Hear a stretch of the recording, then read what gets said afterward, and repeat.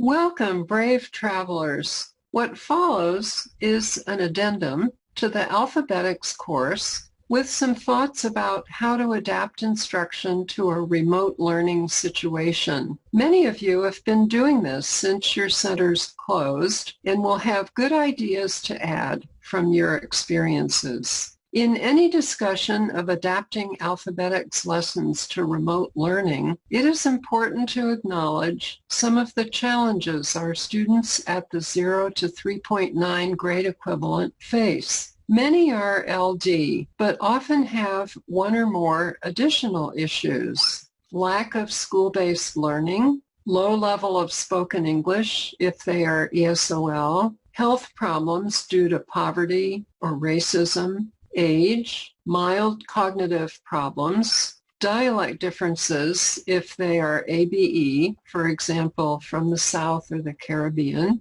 crowded living conditions, work and child care responsibilities that interfere with scheduling school learning for themselves, lack of access to any device other than cell phone, i.e. tablet, laptop, or desktop, and no internet or unreliable internet. We can try to address the last two needs by getting laptops to all our Alphabetic students and reliable internet service. Much easier said than done. If their children have been issued Chromebooks, they may not be allowed to use them for their own learning. Perhaps local universities and libraries can help, or deep-pocketed philanthropic individuals. Then we need to make individual, hopefully face-to-face appointments with each of the students to help them set up an email account and learn how to navigate Zoom or Google Classroom. Most of them will already know how to use WhatsApp on their phones.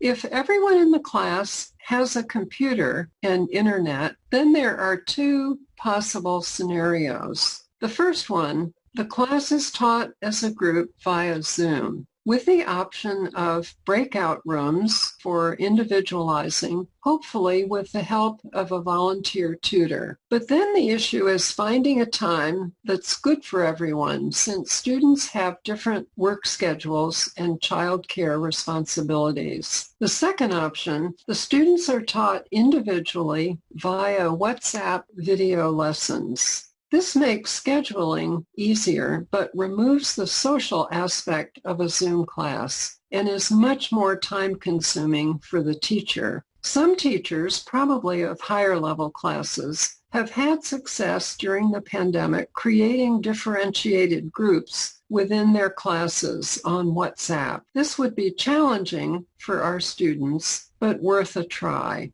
Materials can be mailed ahead of time to the students.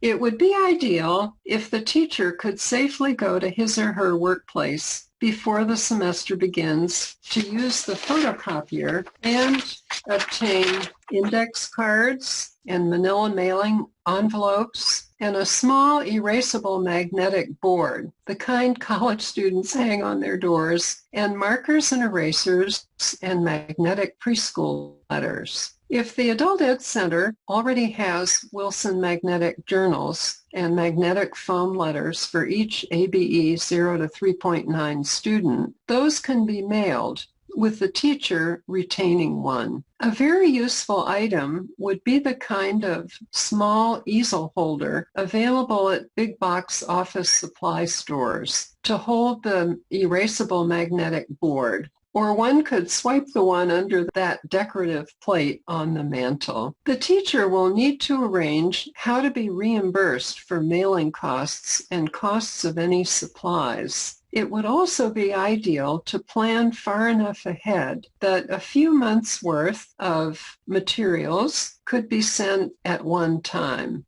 Since Alphabetic students need to maintain an organized notebook for reference and review, and since it wouldn't be advisable to ask them for both economic and health reasons to go to a pharmacy or office supply chain store themselves, the teacher could order a 3-ring binder and dividers for each of her students. we can wish. These would be mailed along with the first packet of materials. Or a drive-by and drop-off,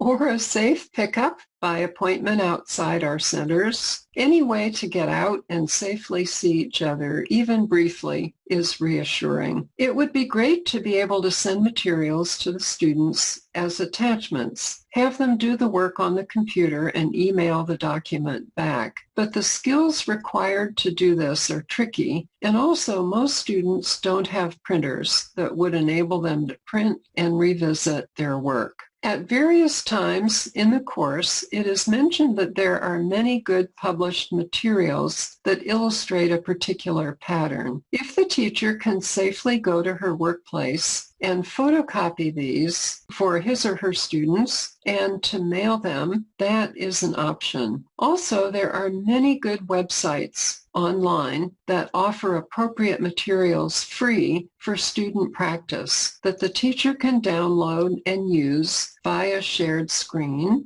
or mail to the students.